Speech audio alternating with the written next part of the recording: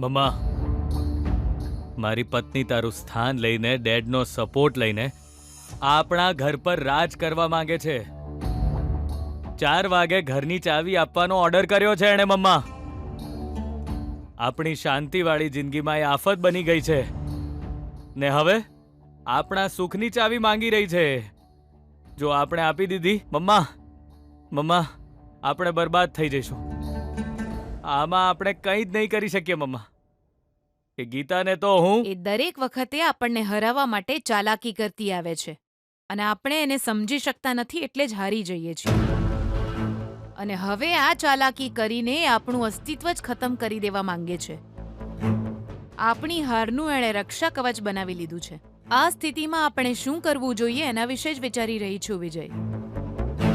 આ રાજમહેલ જોઈએ છે ને એને, અહીં અધિકાર જોઈએ છે ને એને. આ આલિશાન મહેલમાંથી કાઢીને એને ઝૂંપડામાં મોકલવી પડશે પાછી. અને એ ઝૂંપડું એવું હોવું જોઈએ કે ખાલી એક જ દિવાસળી એને બાળીને રાખ કરી દેવી જોઈએ. બસ હું એવા એક અસ્ત્રને શોધી રહી છું વિજય. જો એ મને મળી ગયું તો બસ. પણ આ એગ્રીમેન્ટને નિગ્લેક્ટ ન કરી શકાય. અત્યારે એનું સૌથી પાવરફુલ અસ્ત્ર છે. આપણે એનું કંઈક કરવું પડશે. પેલા દિવસે હું એનો જીવ લઈ લેવાનો હતો, તે જ ના પાડી. એ દિવસે કોલેજમાં કારની સાથે એને પણ બાળી નાખત ને. તે બાળવા દીધી મને? બાળવા દીધી નહીં ને. સમસ્યાનો સામનો કરવા કરતા તો સમસ્યાને ખતમ કરી નાખવી, એ જ સમજદારી છે. એવું કરત તો જેલ ભેગો થઈ જાત વિજય. એક સમસ્યા બીજી સમસ્યાનું કારણ ન બનવી જોઈએ.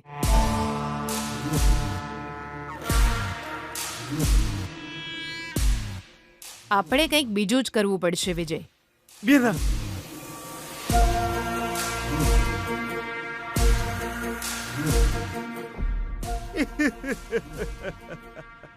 હું વાત છે?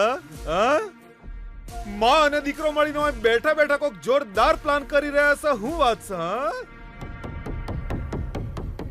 બેના, તારો ભઈલો તારા માટે એક હારા સમાચાર લઈને આવ્યો છે મારી વાલી બેના.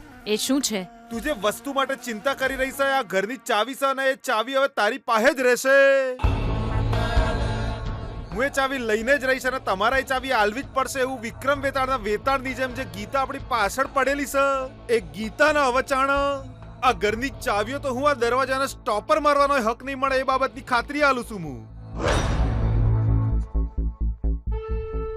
બેના, આ ઘરની ચાવીઓ તારી પાસે જ રાખવાનો એક જબરજસ્ત ઉપાય લઈને આવ્યો છે તારો આ સર્વશ્રેષ્ઠ બુદ્ધિશાળી ભઈલો. તો આઈડિયા શું છે? આટલા લાંબા ડાયલોગ પછી ખાલી 3 જ શબ્દ? હું છે? કોઈ વાંધો નહીં બેના, બહુ જ ફેન્ટાસ્ટિક આઈડિયા છે.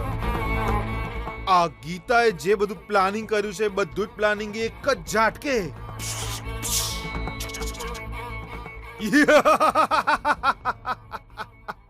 બધું રાખ રાખ રાખ.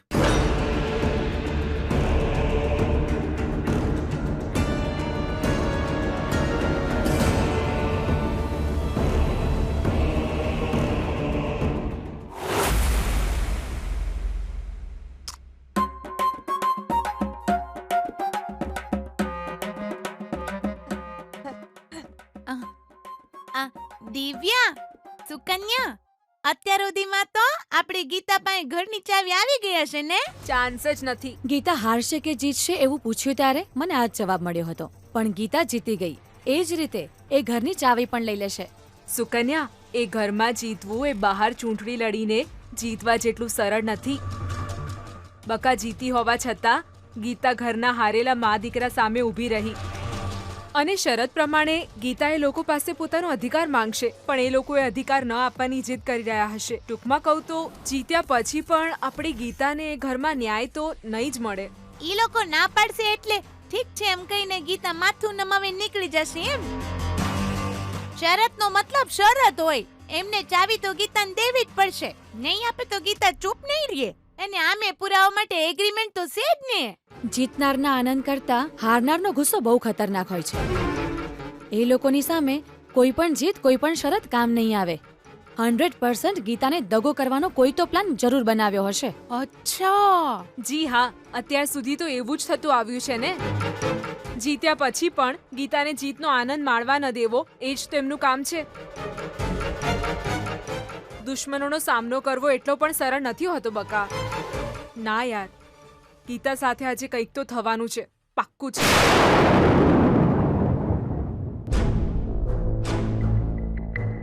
જોઈ રહ્યો છે ને કિરણ, જો ભાભીને બદલે ભાઈ જીતી ગયા હોત તો આખા ઘરમાં દિવાળી જેવો માહોલ હોત.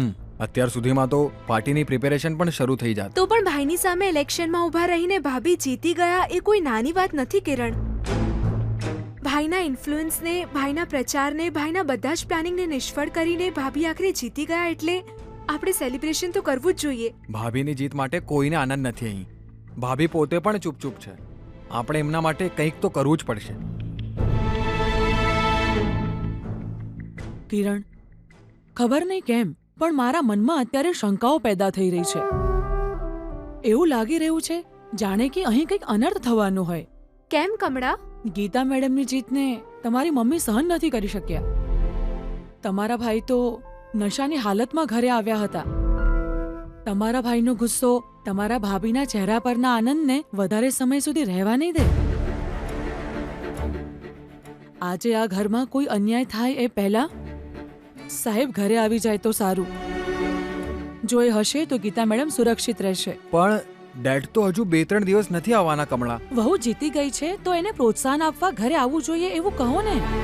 સાહેબને ઘરે બોલાવી લો, નહીં તો અહીંયા કંઈ અનર્થ થઈ જશે. આ કામવાળીની વાતને નજરઅંદાજ ના કરશો.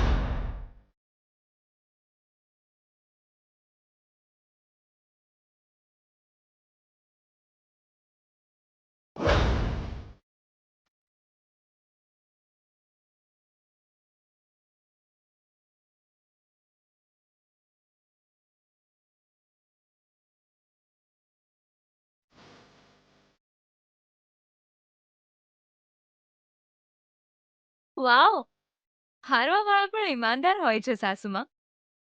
પણ તમે ઈમાનદાર છો એ જાણ્યા પછી બહુ આનંદ થયો.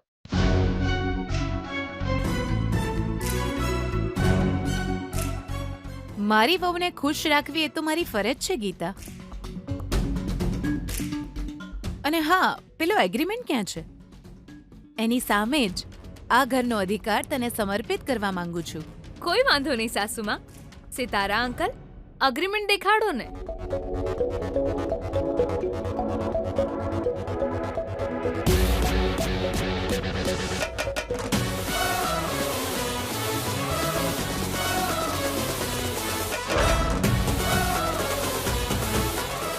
બધું બરોબર છે ને? જો આજ છે ને આપણી વચ્ચે જે શરત હતી એ.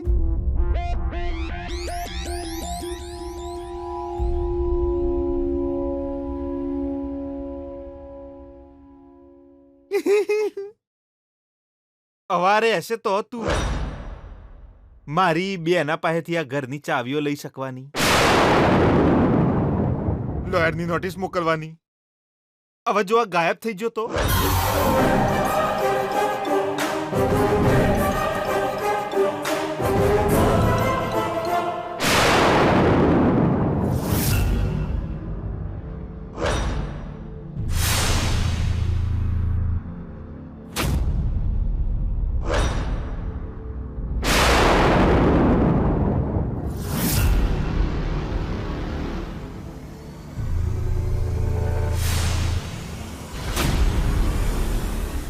તું મને માફ કરી દે ગીતા, અમારા આ સત્તા બચાવવા માટે.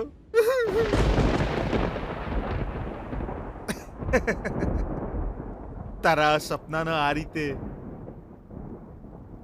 આગ તો લગાવતા જ રહેવું પડશે અને આ આગથી ઠંડીને દૂર ભગાડતા રહીશું. ટક ટક ટક ટક.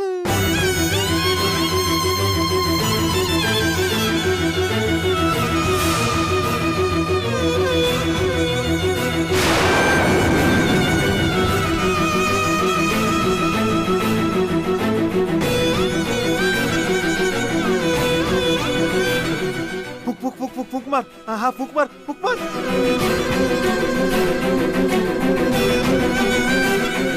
ફૂક ફૂક ફૂક ફૂક ફૂક માર. ઓલો ઓલો ઓલો ઓનો. અરે આ તો હળગી છે.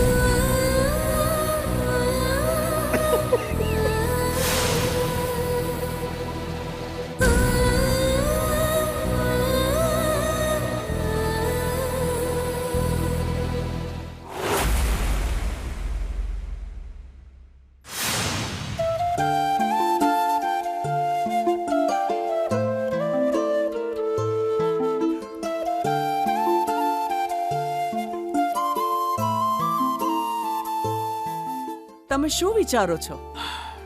સુશીલા, તારા દિમાગમાં જે વિચારોના કીડા છે ને એનાથી મને ભયંકર ચિંતા થઈ રહી છે. તો પછી ઊંઘ કેવી રીતે આવે? કયા વિચારો? એ જ સુશીલા, આપણી ગીતાને કોલેજના ઇલેક્શનમાં જીતતી જોઈને વેવાઈજી કાલે એને મોટા ઇલેક્શનમાં ઊભી રાખીને મંત્રી બનાવી દેશે તો?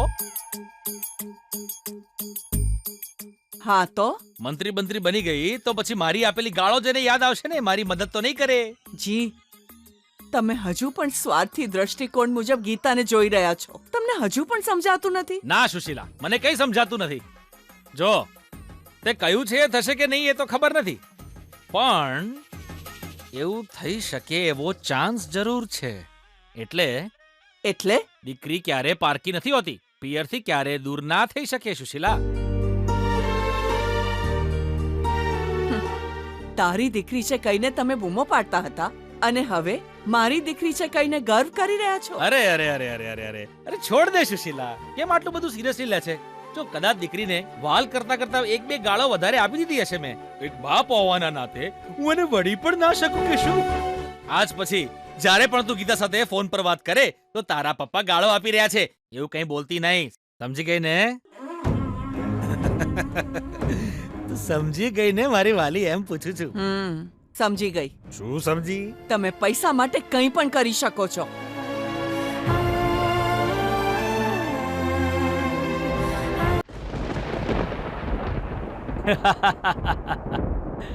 શું થયું? કેમ ચૂપ થઈ ગઈ તું? ચાવી લેવા માટે તું બૂમાબૂમ કરતી હતી, હવે કેમ તારી બોલતી બંધ થઈ ગઈ છે? હે? આ જ એગ્રીમેન્ટને કારણે તું અમને નચાવી રહી છે ને? રક્ષિત પડી છે. એ જ્યાં સુધી મારી પાસે છે ત્યાં સુધી મારું મોઢું તો બંધ નહીં જ થાય. તારી મમ્મીના હાથમાં ચાવી પણ નહીં રહે.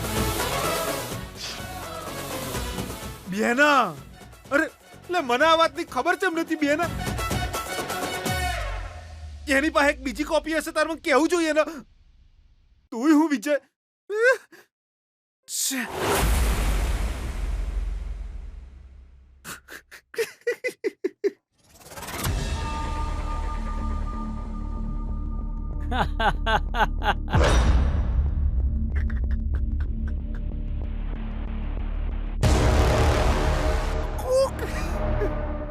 વધારાની કોપી આજ સને જોઈ લો. તાળાળા આખા ગોમને લૂંટવા વાળા ડાકુ તારા એ એગ્રીમેન્ટની કોપી રહેવા દેવાના.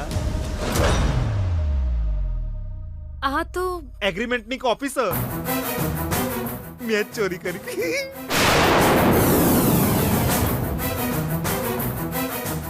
તારી નજર ખાલી આ ઘર પર છે અને મારી નજર ઘરમાં ખાલી તારા પર જ છે. હવે હું આને અગ્નિદા આપી દઉં કે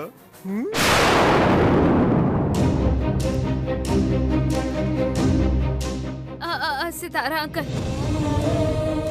ના, મહેરબાની કરીને એને ના પાડશો. બાળે ના, ના પાડશો. ના, હું તો બાળવાનો. અરે પણ હું ના પાડે તોય આગ થોડી મારી વાત માનવાની. આ અન્યાય છે. મારા દીકરાની જીત માટે અહીં જે થાય એ બધું ન્યાય છે. જુઓ, ન્યાયના રસ્તે અડચણ બનશો તો ભગવાન તમને શાંતિ નહીં આપે. આ પેપરને અગ્નિદા આલી દઉં ને. એ સિતારા અંકલ, મહેરબાની કરીને એને ના પાડશો. બેના, ઓય તો વાસ્તુનો પ્રોબ્લેમ છે.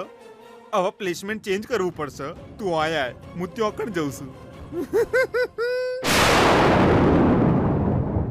અગ્નિદા આલવા જઈ રહ્યો છું ગીતા બેટા.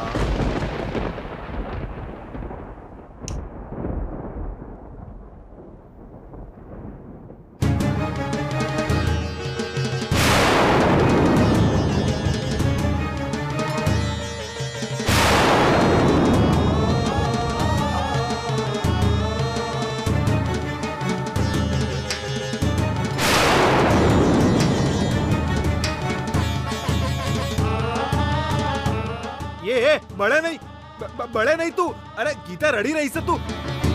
આ આગ મારી વાત સાંભળતી જ નહીં ગીતા. એ જ તો પ્રોબ્લેમ છે મોટી.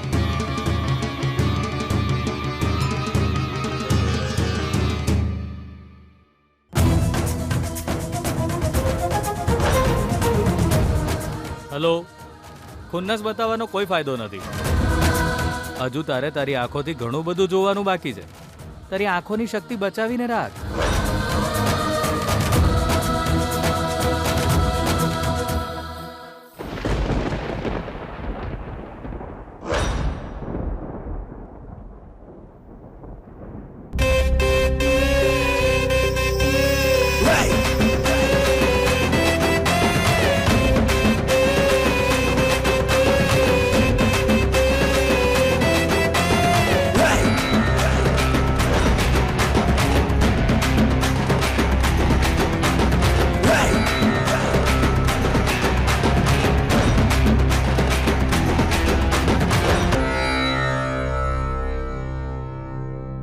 તારા જેવી મિડલ ક્લાસ ચિલ્લર પાર્ટીની આ ચાવીઓને અડવાની ઓકાત પણ નથી.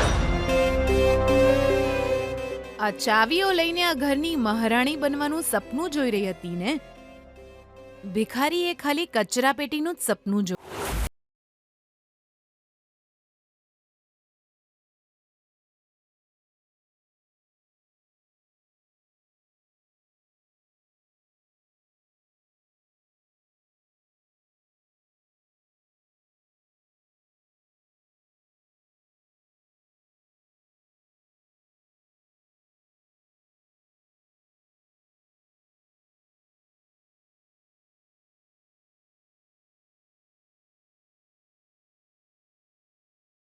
વાત પર તમે ટેન્શન કેમ લઈ રહ્યા છો ભાભી?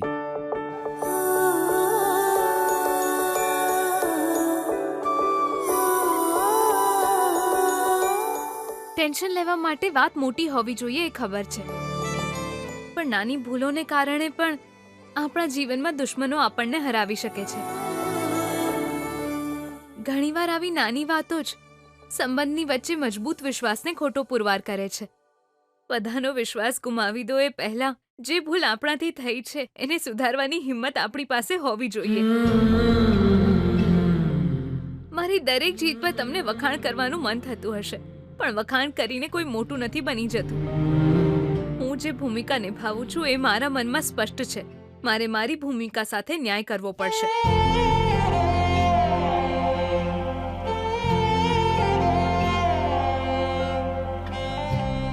હાર્યા પછી જીત મળે છે. જીત એક જવાબદારી છે. એ જીત ના મળી એનું જ દુઃખ છે.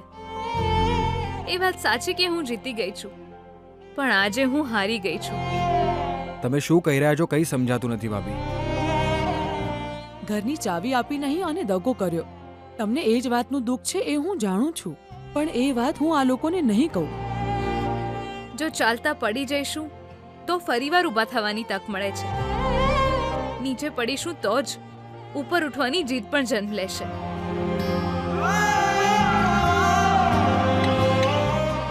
એ જીત મારી અંદર જ્યાં સુધી છે ત્યાં સુધી હું ક્યારેય નહીં ડરું.